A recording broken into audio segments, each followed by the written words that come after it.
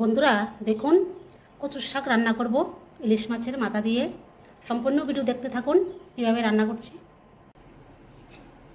কচু সিদ্ধ করে নেব, দিয়ে দেব জল,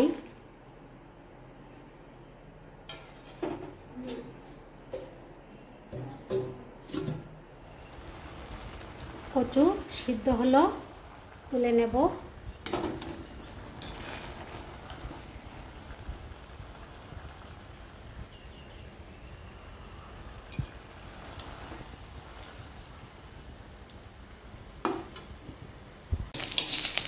মাছ ভেজে নিলাম।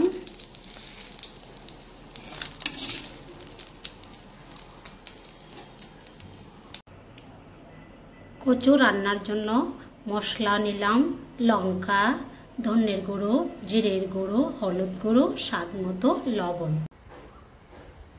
দিয়ে দেব ফোড়ন,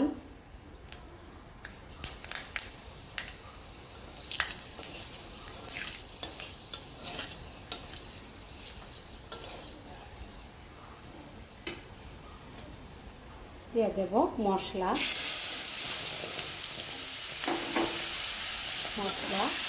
দেখে নেব।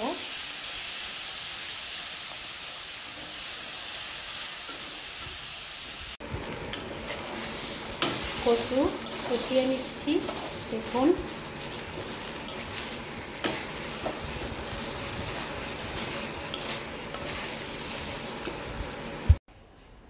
দেখুন বন্ধুরা কচুর শাক রান্না হয়েছে।